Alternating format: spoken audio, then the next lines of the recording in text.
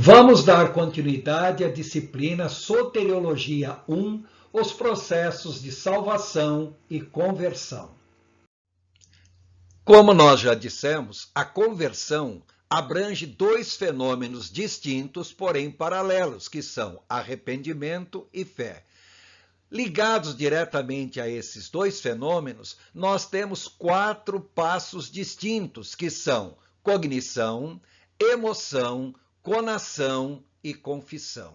Entendam bem, o primeiro passo do arrependimento e da fé é a razão ou cognição. Vamos ver o passo racional, o passo cognitivo do arrependimento. É quando a pessoa consegue entender que é um pecador e que todo pecado, em última análise, sempre é uma ofensa contra Deus. Observe no Salmo 51, Davi, após ter adulterado com Batseba, portanto, ele cometeu o pecado de adultério com ela. Davi tentou enganar o marido dela, Urias, para que ele pensasse que era o pai da criança. Pecou contra Urias, mas Urias não foi enganado, então Davi cuidou para que Urias viesse a ser morto. Pecou mais uma vez contra Urias e ainda induziu Joabe, comandante do exército, a pecar também, ao colocar Urias no campo de batalha, numa posição onde certamente ele morreria. E a baixeza foi tão grande que reparem que a própria carta de condenação à morte de Urias foi levado por Urias para Joabe, comandante do exército. Mais tarde, quando o profeta Natan chegou para Davi e repreendeu Davi pelos inúmeros pecados que ele tinha cometido, Davi respondeu: pois eu mesmo reconheço as minhas transgressões, e o meu pecado sempre me persegue. Contra ti, só contra ti, ele está falando isso para Deus. Contra ti, Deus, só contra ti pequei e fiz o que tu reprovas, de modo que é justa a sua sentença e tens razão em condenar-me. Salmo 51, versos 3 e 4. Então, o primeiro passo do arrependimento é o passo racional, é compreender que todo pecado sempre é cometido contra Deus. Mas, paralelo ao arrependimento, nós temos a fé. Então, vamos ver o passo racional da fé. É quando o homem consegue entender que precisa de salvação e que só Jesus é o Salvador. Observe em João capítulo 9, Jesus curou um homem que era cego há 38 anos. Após esse homem ter sido curado, as autoridades judaicas ficaram tão indignados que expulsaram esse homem da sinagoga. Posteriormente, quando Jesus se encontrou com ele, veja o diálogo entre Jesus e o homem que outrora fora cego. Jesus ouviu que o haviam expulsado da sinagoga. E ao encontrar o homem que outrora tinha sido cego, Jesus diz: você crê no Filho do Homem? Perguntou o homem: quem é ele, Senhor, para que eu nele creia? Disse Jesus: você já o tem visto, literalmente, porque aquele homem antes era cego fisicamente e agora estava curado. Aquele homem também era cego espiritualmente e agora estava sendo curado da cegueira espiritual. Então Jesus diz: você já o tem visto, é aquele que está falando com você. Então o homem disse: Senhor, eu creio, e o adorou. O homem reconheceu Jesus como Senhor, como Messias, como Salvador. Então, observe que o passo racional da fé é a pessoa compreender que precisa de salvação e o único meio de salvação é através de Jesus Cristo. Então, observem que tanto o arrependimento como a fé ambos têm um primeiro passo, e o primeiro passo vai atuar sobre a razão, sobre o intelecto, sobre a cognição. O segundo passo do arrependimento e da fé é a emoção. Lembrando que aqui a palavra emoção é usada no sentido amplo. Estamos designando emoção, estamos designando sentimentos, estamos designando também os instintos. Então, o passo emocional do arrependimento é quando a pessoa sente tristeza pelo pecado. Observem bem a passagem de Paulo em 2 aos Coríntios, capítulo 7, versos 9 e 10. Agora, porém, me alegro, não porque vocês foram entristecidos, mas porque a tristeza os levou ao arrependimento, pois vocês se entristeceram como Deus desejava. A tristeza, segundo Deus, não produz remorso, mas sim um arrependimento que leva à salvação. Segundo aos Coríntios, capítulo 7, versos 9 e 10. Então, repare que também no processo de arrependimento há um segundo passo, que é o passo emocional. E esse passo emocional também se realiza com relação à própria fé, pois ao mesmo tempo que a pessoa sente tristeza pelos seus pecados, também sente alegria pela salvação.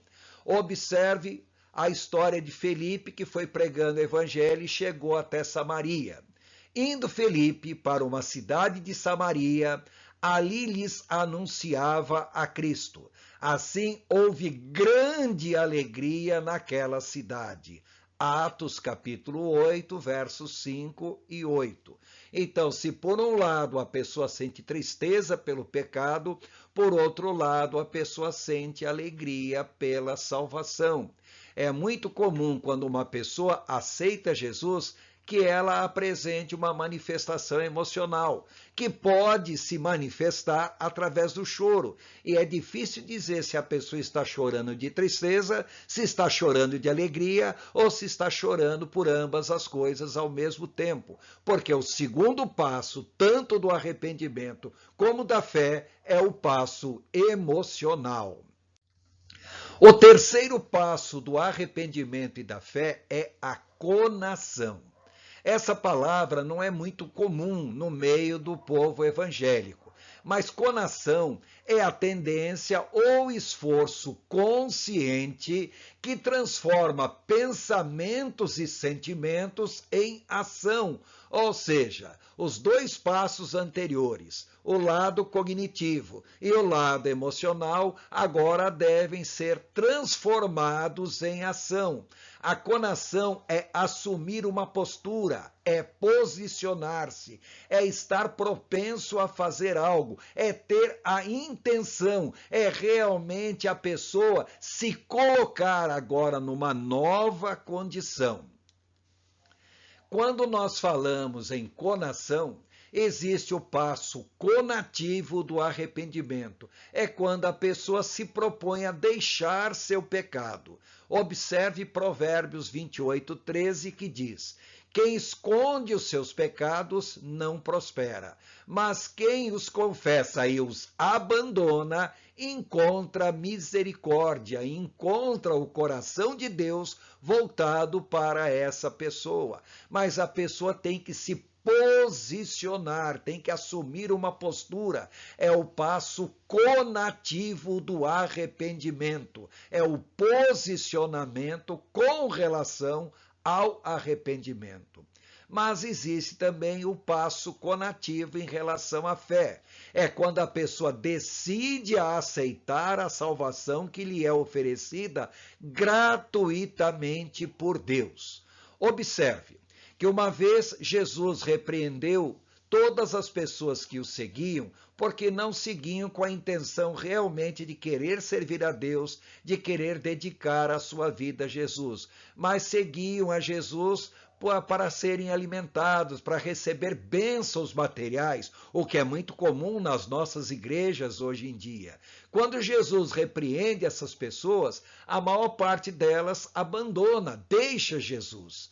E Jesus chega para os discípulos encabeçando na pessoa de Pedro, e diz a mesma coisa, se Pedro e os demais discípulos não iriam abandonar Jesus. Então, observem o que diz em João, capítulo 6, versos 68 e 69, diz: Simão Pedro lhe respondeu: Senhor, para quem iremos? Tu tens as palavras de vida eterna. Nós cremos e sabemos que és o Santo de Deus. Ou seja, quando a pessoa se posiciona de fato em querer servir a Jesus. Então, observe que esse terceiro passo, a pessoa tem que se posicionar em querer deixar o pecado, tem que se posicionar em querer servir a Jesus. Quando nós falamos a respeito dos primeiros passos do processo de conversão, antes de partirmos para o quarto passo, é importante considerarmos que pessoas mais racionais, mais intelectuais, o primeiro passo do arrependimento e da fé é o passo cognitivo, aquilo que nós chamamos de primeiro passo. Por outro lado, pessoas mais emotivas, o primeiro passo é o emocional e não o cognitivo.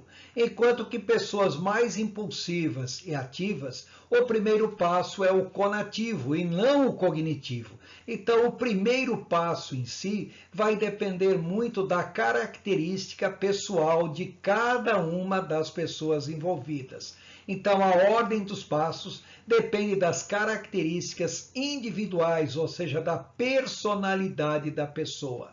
Não importa a ordem dos passos, mas que haja um correspondente para cada passo, tanto no arrependimento como na fé. Ou seja, tanto o arrependimento como a fé deve ter o passo cognitivo, o passo emocional e o passo conativo. Agora, que os três primeiros passos devem convergir para o quarto passo, não importando se o primeiro passo é o cognitivo, depois o emocional, depois o conativo, ou se o primeiro passo é o emocional, depois o cognitivo, depois o conativo, ou se o primeiro passo é o conativo, depois o emocional, depois o cognitivo. O que importa é que todos esses três passos ocorram, não importando a ordem, e o que importa é que todos eles encaminhem a pessoa para o quarto passo, que é justamente o mais importante que nós queremos chegar.